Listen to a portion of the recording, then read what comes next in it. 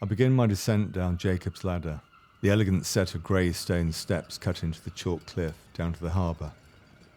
Weeds grow from the ever-expanding cracks in the ashlar stone, and as I run my fingers over what I think is the outline of an ammonite, it crumbles to my touch. One ingenious feature of the time is a conical slab set in each corner, so if you're foolish enough to take a piss, it's redirected over your shoes. A few of the slabs have been removed to make way for more important features, like cable trunking for the street lights. I wondered to myself how long it may survive. Grade 2 listed, but there's never enough money in the council budget to properly maintain these structures. Let's hope they get some attention before it's decided they're beyond repair and replaced by a cheaper alternative. Don't it always seem to go that you don't know what you've got till it's gone? The gulls cry. Long gone are the tall ships, and wherries and fishing smacks. The harbour now full of fiberglass craft in various shapes and sizes.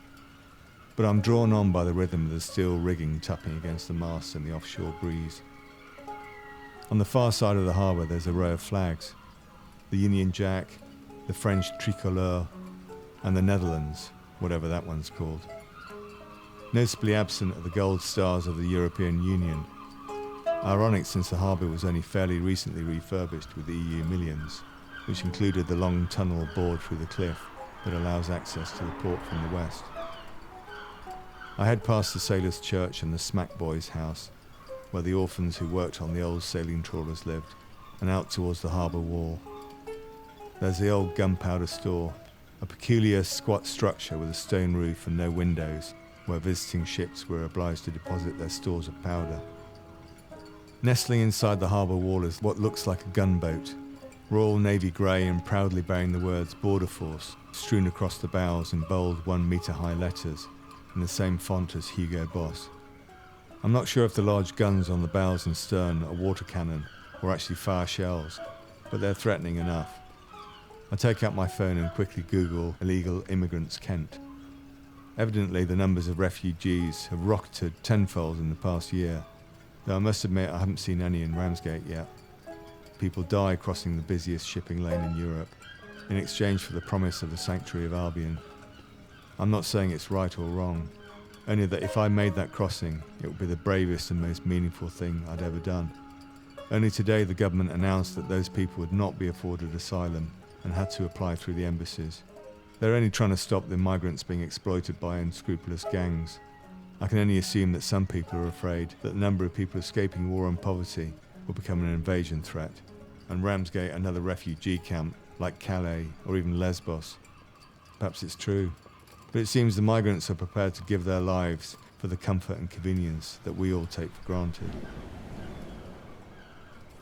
The squat stone lighthouse at the very end of the harbour wall has guided ships to safety for centuries. The bones of those who didn't make it lie amongst the shipwrecks that still litter the Goodwin Sands. The inscription around the top reads Perfugium Miseris, refuge for those in need. Yes, for the ships caught in a storm, for the refugees fleeing war and poverty, and for the DFLs, the down from Londons, escaping the pollution and insanity of the city. Yes, this is a refuge, a place where you can find yourself, where you can be yourself. There's enough room to think up there in the vast sky, and a cleansing wind blows through your mind as well as through every street and alley. And yet I have no wish to make it here, at least not in the sense my mother meant when she wondered why I wasn't driven by money. I'm unsure of what my role here will be. To create, yes, definitely. But to be a success in the measure of our culture means to have more than enough, and to be acknowledged as having achieved our ambitions. But when William Blake said, "You never know what is enough until you know what is more than enough," he wasn't just talking about money. I place my hands on the rough stone and find myself trying to hug it. Will this be a refuge for me, I ask myself, and when the reply comes, it's not the one I'm expecting. Rather than love, money, faith, fame, or fairness, choose the truth. I turn to look at the town. The name Ramsgate has nothing to do with sheep, but ravens in fact, which from the sea could be seen circling above the gap in the cliffs. the gateway to a new life for the Angles, Saxons and Jutes who landed here and made it England. It's a spectacular sight still, and from a distance the town could easily be mistaken for one of its counterparts across the channel, Honfleur perhaps. The red brick arches cut into the chalk cliffs are now occupied by cafes, art galleries, and my favourite, a vintage junk shop, amongst the yacht chandlers and sailmakers. And along the crown of the cliff, commanding the best views, are the houses built for the well-to-do visitors from when Ramsgate was a fashionable resort in the 19th century. Among them, some of the most radical thinkers of the era, Darwin and Engels on the west cliff, and Coleridge and Marx on the east. The sea air encouraged liberal thinking and behaviour. The writer Wilkie Collins stayed on the Paragon with his wife and children, and his mistress just a few doors down. An arrangement that by all accounts suited everybody, especially him. For as long as he was discreet, people turned a blind eye. In his 1879 novel, The Fallen Leaves, he paints a vivid picture of Victorian Ramsgate. The cries of the children at play, the shouts of the donkey boys driving their poor beasts, and the mellow music of small waves breaking on the sand.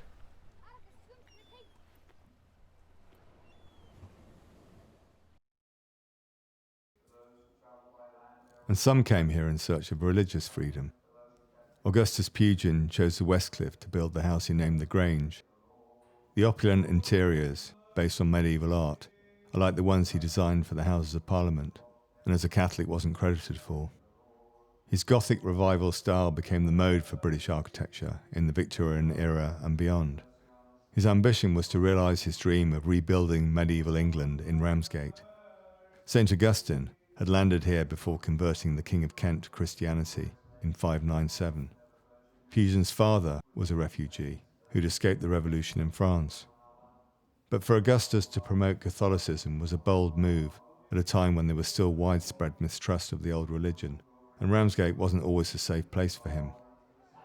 When I visited the Grange, I saw there were thick wooden shutters on the downstairs windows in case of attack, which actually occurred in 1850 when a violent mob carrying an effigy of the Pope descended on the house.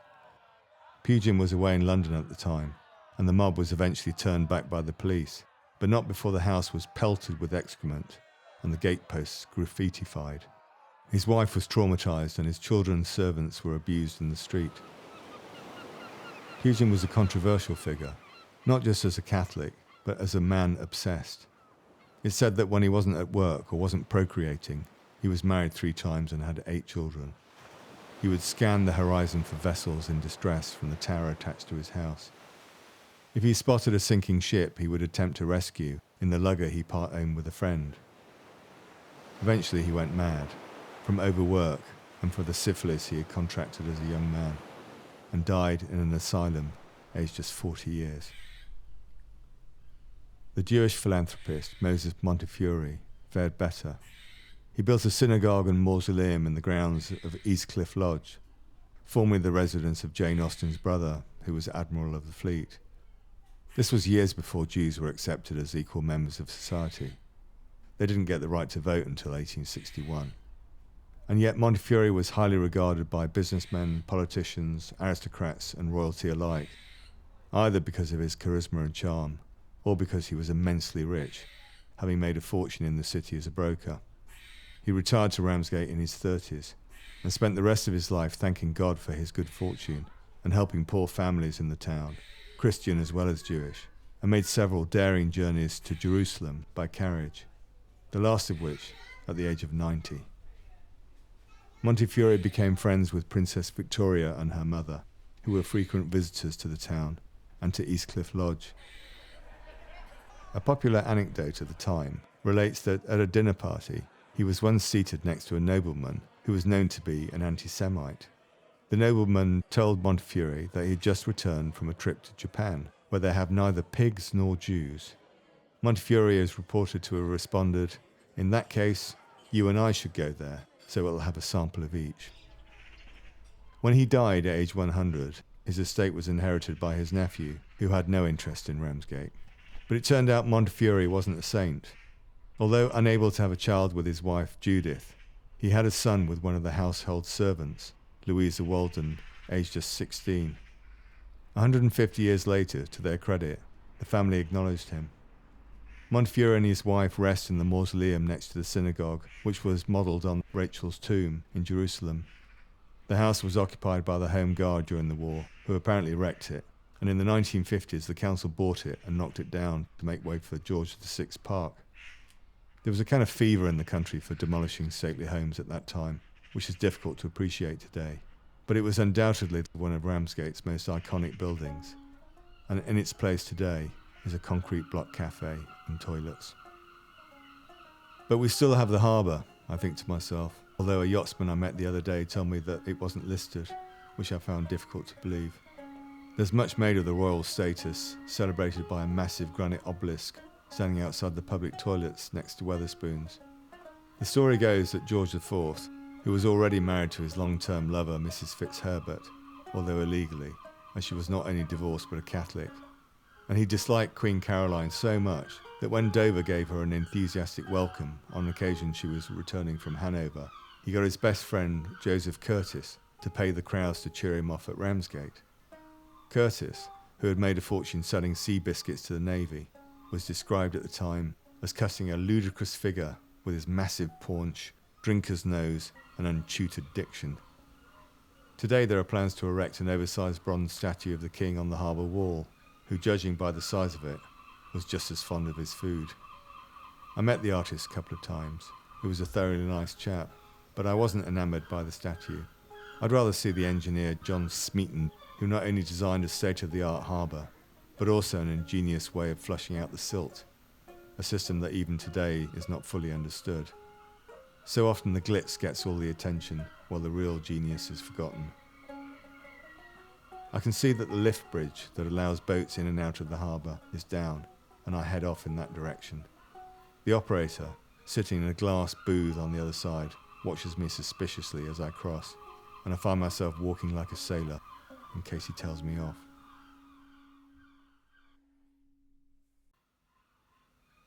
In front of me is the harbour's most iconic building, the Clock House, built of the same ashlar stone as Jacob's Ladder and the Gunpowder Store, and just as neglected. The lettering below the elegant clock face announces that Ramsgate time is 5 minutes and 41 seconds behind Greenwich Mean Time. I adjust my watch accordingly. I want to be in sync with this town, and I'm slowly learning my lesson that nothing good comes from being in a hurry. I'd love to visit the Maritime Museum one day, but so far I haven't found it open. Evidently the building is still under lease to the Steam Museum Trust, who also own the 19th century steam tug Servia that lies nearby, and until recently the Sundowner, one of the boats that rescued our soldiers from Dunkirk, that was sold and taken away elsewhere. I take out my phone and Google Dunkirk. Dunkirk is a coastal city in northern France. The Dunkirk 1940 Museum documents Operation Dynamo, the World War II evacuation of Allied soldiers from the city's beaches. The waterside Musée Portuaire has historic ships, including the Duchesse Anne, a 3-masted sailing ship built in 1901. The striking LAAC is a contemporary art museum with a sculpture garden. Well, that's not a description of Ramsgate. But to be fair, we do have a blue plaque commemorating the event on one of the harbourside restaurants. In the area around the Clock House and the Smeaton Dry Dock, there are a number of cannons strewn on the ground in need of mounting and a coat of paint. It's a sorry sight. If this was Belgium or Holland, that building would be celebrated. I'm told the Ramsgate Society, who were originally formed in the 1960s in response to mass demolition of historic buildings in the town, applied for a lottery grant for the Clock House. But they couldn't claim it because the council who owned the freehold had their own plans, which I'm told included selling it and granting planning permission to a posh fish restaurant. It's easy to understand that the council would be short of money, but when you have a budget, you're always short of money for something. It slowly dawns on me that the council's vision for the town is so very different from my own. Rather than these buildings being seen as public assets, they prefer to give responsibility for them to the private sector. But in my opinion, these public buildings shouldn't be in the hands of private companies. They're too important for that. The Steam Museum Trust is in fact a charity, but that doesn't mean they can't pay themselves. And even though they're under a lease, the council never forced them to keep up repairs, and the building is now at risk. There's a proposal by the Ramsgate Society to redevelop the building, which includes adding massive glass wings to protect visitors from the rain. Architects love adding modern extensions to old buildings. Otherwise, it's just another renovation project, and what's the fun in that? But it's a proposal that could not only save one of the town's most important buildings, but make a highly visible contribution to the regeneration of the town. But the lure of income from the port is the proverbial carrot on a stick, being pursued by the donkey who will never reach it, and whose appetite can never be satisfied. At least they haven't gone for the cheaper alternative, which is knocking it down and putting up an information board describing what used to be there, a money-saving practice that has been employed by many a town council across the UK. It's enough to turn anyone to drink, and I find myself unconsciously steering towards the Victoria Pavilion, which stands proudly between the harbour wall and the high chalk cliffs behind. The pavilion went up in 1903, originally as a theatre and concert hall, then a nightclub and casino, before gradually falling into decline as the tourists sought the guaranteed sunshine of the Costa del Sol in the 1960s. After years of lying empty, as were many of the other pubs by the harbour at the time, it was eventually renovated by Mr. Weatherspoon, and it probably saved the town. The council was pleased, as the building is listed and couldn't be demolished. It has a deck overlooking the main sands, where I've spent many an afternoon sipping ale from a dimple jug and staring out to sea. Such is the life of an out-of-work actor-director. It's everything or nothing. And for me recently it's been nothing. But I tell myself it's okay just to exist for a moment. The modern disease of creating things to keep busy is just another form of distraction. Besides, alcohol calms the mind.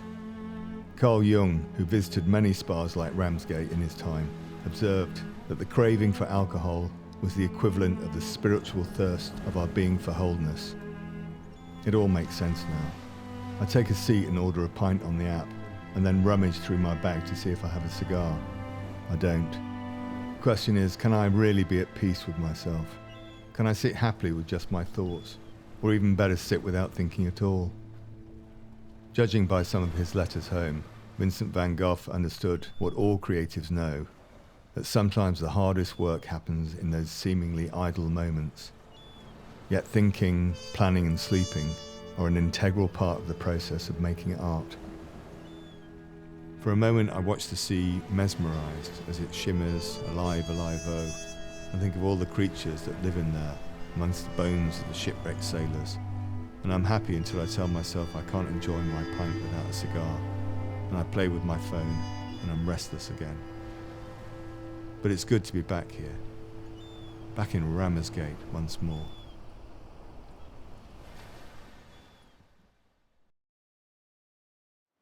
In the area under the cliff where the old station was, arguably the premium spot in the whole of Ramsgate, is now a development going up of 106 luxury apartments and hotel called the Royal Sands. I must ask why they've called it that, because I don't believe anyone royal will ever live there, unless of course the penthouse has been reserved by the Duke and Duchess of Sussex, but somehow I doubt it. Their website boasts stunningly designed, sleek contemporary architecture complements interior design to offer the epitome in modern coastal living. Well, they could certainly do with a better copywriter. Perhaps I'm being a bit harsh.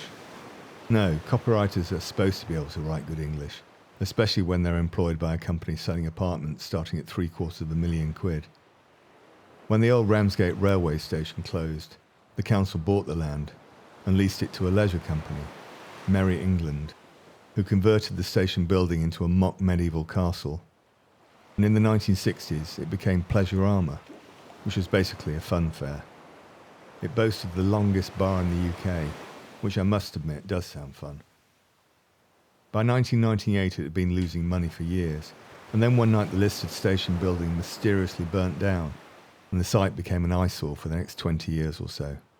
In spite of considerable local opposition and accusations of council corruption, planning permission was granted for the development of the exclusive seafront apartments. Because the site had been derelict for so long, many people thought that anything would be better than nothing. But I very much doubt if anyone from Ramsgate will live there. It'll be exclusive, meaning people will be excluded. like one of those gated communities for the rich you get in places like LA or Rio, anywhere where people are afraid of losing what they've got. I don't know how that would really benefit the town other than filling a hole and in the council tax revenue it'll generate. Perhaps all those Regency houses on the cliff weren't much different. They were built for the rich visitors that I think so much about. I guess my problem with Royal Sands, other than the pretentious name, is that it's built on what ought to be a public space. The fact that what is probably the best site in all of Ramsgate was derelict for so long, and everybody believes was arson, and that the district council have sold the freehold of that land so it can never return to public ownership, is a shame, I think. And at a time when other towns in the UK are trying to reduce the number of cars, those weekenders who invest in Royal Sands will no doubt all be jumping in their SUVs and driving into town every time they need their groceries.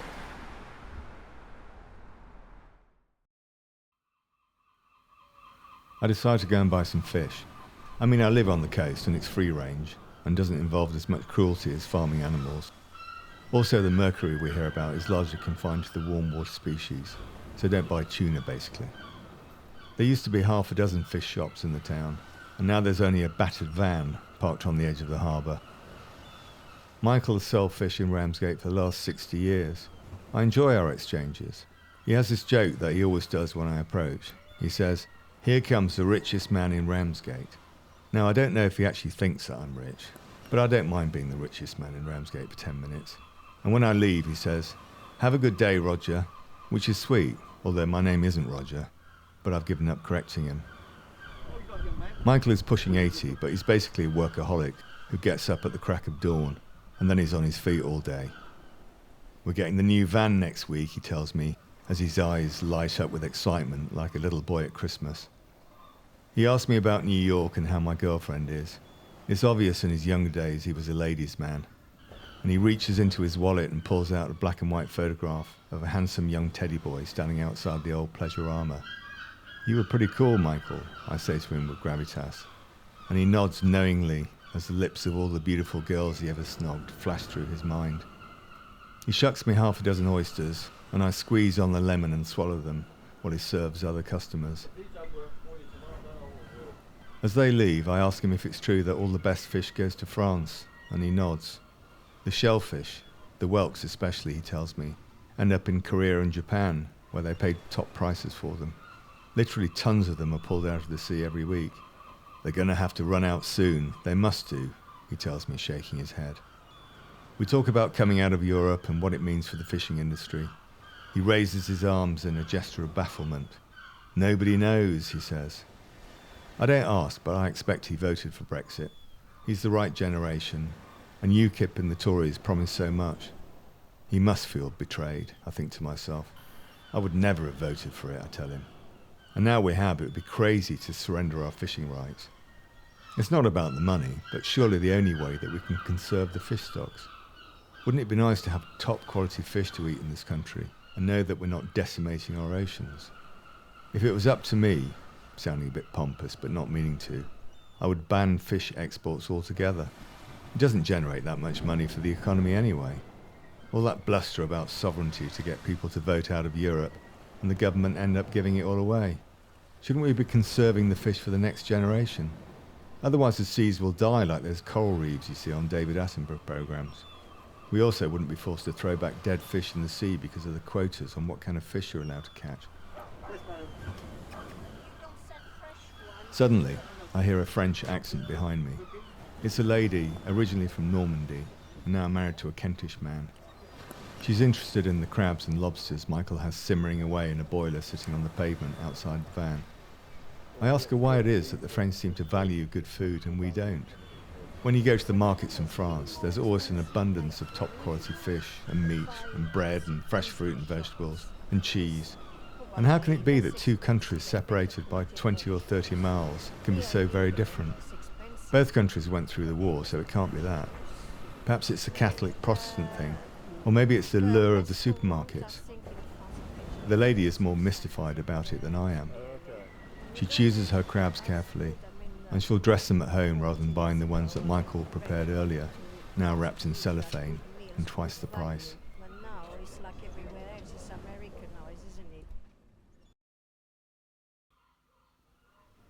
I say bonne journée and head up into town to get the rest of my shopping. There are still a couple of butcher's shops, bakeries and a greengrocer left, but for anything else you have to go to the supermarket. Many of the independent shops on the high street have closed and been turned into houses or flats. Ramsgate High Street was decimated by the opening of the shopping complex at Westwood Cross in 2005, which within a few years accounted for a shop vacancy in town of nearly 50%. Virtually all of the high street stores moved out, including Marks and Spencer's, British Home Stores, and even the mobile phone shops. Why there wasn't more resistance from the district council is a mystery, as they must have considered what effect it would have on the town's economy. Boarded up shops are not good for tourism, and for a town like Ramsgate that has relied on visitors since forever, it was an ill-considered decision. The only benefit I can see is that there would be less cars coming into town. But if you want to shop and don't drive, and don't wish to spend an hour on the bus, you're better off shopping online. And you might get a chance to go into space. It's said that online shopping is soulless, but I don't enjoy a shopping centre. I find as soon as I walk around one of those places, I feel like I've been lobotomized. It's like being an extra in a George Romero zombie movie. I can't remember why I'm there or what I came in for, and I invariably leave with things I don't need. I think it's something to do with the sheer scale of the place and the endless variety of shapes and colours that confuses the brain. Perhaps it's just me, but I find after a few minutes of pushing a trolley around one of these places, accompanied by irritating music and bombarded by promotions and brash staff announcements, I'm ready to kill someone.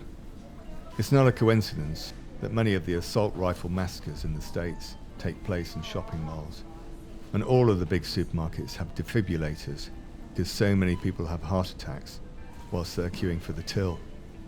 It's the stress of waiting and those infernal beeps, I imagine. And with the massive switch to online shopping in recent years, how long will it be before Westwood Cross becomes a boarded up ghost town?